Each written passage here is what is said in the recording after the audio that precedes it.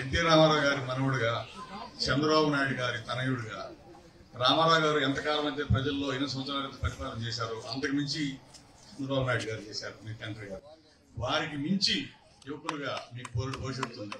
వారికి మించి ప్రజల్లో మీరు సేవ చేయడానికి ఎన్నో మంచి కాన్షియన్స్లు ఉన్నప్పటికీ కూడా, అలవోకగా గెలిచే కాన్షియన్స్లు ఉన్నప్పటికీ కూడా మొట్టమొదటి మంగళగిరి అని చెప్పేసి ఎలా అనుకున్నారో, దెబ్బ తగిలినా కింద పడ్డా గానీ నేను మీ బిడ్డనని చెప్పేసి మీరు ఇక్కడే ఎన్నుకున్నారు. దాన్ని మంగళగిరి ప్రజానికం, యువన ప్రజానికం పూర్తిగా ఆబాల గోపాలను అర్థం చేసుకుంది. మీరు ఈ భవిష్యత్తులో ఈ పిల్లలందరికీ మీరు చేయాల్సిన మొట్టమొదటి కార్యక్రమం ఏంటంటే, మంగళగిరి కేంద్రంగా మీరు ఒక కంప్యూటర్ సెంటర్ పెట్టుకొని, మామూలుగా ఆపరేటర్స్ పెట్టుకొని, చదువుకున్న 10th క్లాసు ఆ పైన పీజీ దాకా చదువుకున్న పిల్లలందరికీ కూడా మీరు అందులో కంప్యూటర్లో వాళ్ళ యొక్క బయోడేటా తీసుకుని, వాళ్ళ పేర్లు, వాళ్ళ గ్రామం, వాళ్ళ అన్ని కూడా వివరాలు పెట్టుకొని, మీరు తెలుసుకుంటే కాందేం కాదు, మీరు రాష్ట్రం మొత్తం కూడా మీ పార్టీలో కానీ ప్రభుత్వం కానీ మీ స్థాయి అంటూ అందరికీ తెలుసు ఇక్కడ ఉన్న గ్రామస్తులకి.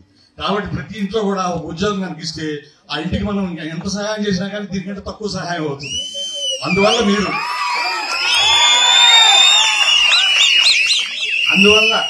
అందువల్ల మీరు ప్రతి ఇంట్లో కూడా ఒక పండుగ చేసుకోవాలంటే మా అబ్బాయి ఉద్యోగం చేస్తున్నాడు, వాడికి పెళ్లి అవుతుంది, వాడు కూడా ఉద్యోగం రాదు, పెళ్లి చేసుకోమంటే నాకెందుకమ్మా, మీ దగ్గర డబ్బులు తీసుకోవాలా, నాకు ఇంకో భార్య ఎందుకు అనే పరిస్థితి ఉన్నది. కాబట్టి మీరు ఎట్లాగో గ్రామాలు అభివృద్ధి చేస్తున్నారు, మీ ప్రణాళికలు మీకున్నాయి. ఇది ఒక అట్మోస్ట్ ప్రణాళికగా దీన్ని తీసుకొని మీరు ప్రతి నిరుద్యోగికి మీరు వివిధ కంపెనీల్లో మీ చేతిలో బోర్డు ప్రైవేట్ కంపెనీలో యాజమాన్యం ఉంది, వాళ్ళకు కూడా సరైన యువకులు కావాలి, ఉద్యోగం చేసేవాడు దానికి తగ్గట్టుగా చదువుకున్నాడు, ఆ స్కిల్ నైపుణ్యవాడు కావాలి. మీ మాట ఒక వారధిగా మనకు వస్తుంది ఈ పిల్లకాయలకి. సో మీరు మంగళగిరిని మీరు వదిలిపెట్టకుండా ఆశాంతం మీరు 40-50 ఏళ్ల పాటు మీరు ప్రజలు సేవ చేసి కాన్స్టిట్యూన్సీ గా మీకు ఉండిపోద్ది. అసలు మీరు తిరగక్కర్లేదు భవిష్యత్తులో కాన్స్టిట్యూన్సీకి. నాన్నగారు ఎల్లాది కుప్పలో నామినేషన్ చేయడానికి కూడా ఎవరినో దూతను పంపారు, మీరు ఆ విధంగా పంపే రోజు రావాలని మీరు మనస్ఫూర్తిగా కోరుకుంటూ విరమిస్తున్నారు. 18 నామినేషన్ నా తరఫున మీరందరూ వేయండి, నో ప్రాబ్లం. అన్నా మీరు ఇంటికి ఒక ఉద్యోగం అన్నారు అంటే నియోజకవర్గంలో 90,000 గడపలు ఉన్నాయి, నాకు డేటా ఉంది. ఎందుకంటే మా బాబు షూరిటీ, భవిష్యత్తు గ్యారంటీ, బాబు సూపర్ 6 కార్యక్రమాలు ఎవరు చేస్తున్నారు ఎవరు చేయడం నాకు తెలిపోతుంది. అందుకే నేను చూసాను 90,000 గడపలు. 90,000 ఉద్యోగాలు తీసుకురావాలంటే ఒక్క టర్మ్ సరిపోతుంది. అంటే వాస్తవం చెప్తాను, 90,000 ఉద్యోగాలంటే 2-3 టర్మ్, కనీసం 2 టర్మ్లు పడుతుంది. కానీ నా ఆలోచన ఏంటంటే మంగళగిరికి కొన్ని ప్రత్యేక పరిస్థితులు మీరు చూస్తే స్వర్ణకారుల వృత్తిపైన ఎక్కువ మంది ఆధారపడి ఉన్నారు మన మంగళగిరి పట్టణంలో. నా అంచనా ప్రకారం 25 నుంచి 30,000 మంది ఆ ఒక్క వృత్తిపైన ఆధారపడి ఉన్నారు.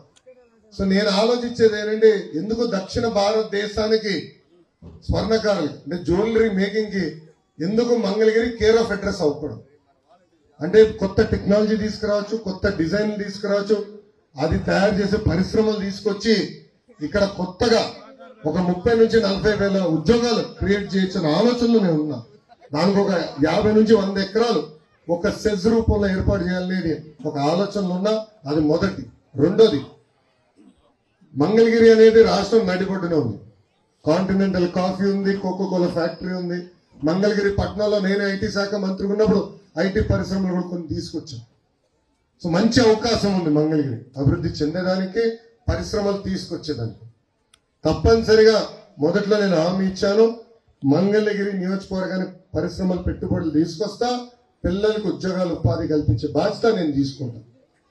కానీ దయచేసి ఎన్ని ఉద్యోగాలు ఎప్పుడు కల్లాలంటే కొంచెం నాకు ప్రణాళిక ప్రిపేర్ చేయాలి. అధికారులకు వచ్చిందా తప్పనిసరిగా చేస్తా, స్వర్ణకారులకు వచ్చి ఒక ఆలోచనతో ఉన్నా, చేనేత సోదరులు కూడా ఆదుకోవాలని ఒక లక్ష్యంతో ఉన్నా. ఎందుకంటే మగ్గాలు తగ్గిపోయినాయి, కొత్త జక్కాట్ డిజైన్స్ ఎందుకు తీసుకురాకూడదు ఇక్కడ ఒక ఆలోచనతో ఆల్రెడీ నేను వీవర్సాల ఏర్పాటు చేశా, టాటా సంస్థ తీసుకొచ్చాను, ఒక ప్రయోగం చేస్తున్నాం. రైతులకు వచ్చి గల మన పసుపు కానీ మిరప ప్రపంచంతో ఫేమస్. ఈ రోజు సిఐ కన్ఫెడరేట్ ఇండియన్ ఇండస్ట్రీస్ వాళ్ళు వస్తే వాళ్ళకి చెప్పారు, కేరళ నుంచి కొన్ని పరిశ్రమలు ఇక్కడ తీసుకురండి అబ్బా, మా పసుపు మిరప చాలా బాగుంటుంది, ప్రాసెసింగ్ అంతా ఇక్కడే చేసుకోండి అని చెప్పాను. వాళ్ళు కూడా అనుకూలంగా స్పందించారు. రేపు మన అధికారంలోకి వచ్చిన తర్వాత ప్రాసెసింగ్ ఎందుకు ఇక్కడ చేయకూడదు అనే ఆలోచనతో మేము ఉన్నాము. తప్పనిసరిగా రైతులు కూడా ఇది అనుసంధానం చేస్తాం.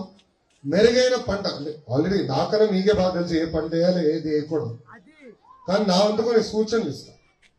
టెక్నాలజీ తీసుకొద్దాం, దేశానికి కాదు ప్రపంచానికి కావాల్సిన పంట మనం ఎందుకు వేయకూడదు అనేది నేను ఆలోచిస్తున్నాను. తప్పనిసరిగా రైతులను ఆదుకుని ఇంటిగ్రేషన్ అంటే చిన్న చిన్న పరిశ్రమలు తీసుకొస్తే వాల్యుయేషన్ చేస్తారు, దానివల్ల రైతులకు ఆదాయం పెరిగేదానికి అవకాశం ఉంది. ఆ ఆలోచనలో కూడా నేను ఉన్నాను. బట్ ఎస్, ఉద్యోగాలు కల్పిస్తానేది మా లక్ష్యం. మా 3 పార్టీ లక్ష్యం ఉద్యోగాల కల్పన. 20 లక్షల ఉద్యోగాలు అనేది మేము టార్గెట్ గా తీసుకున్నాం. అదొక బాధ్యతగా మేము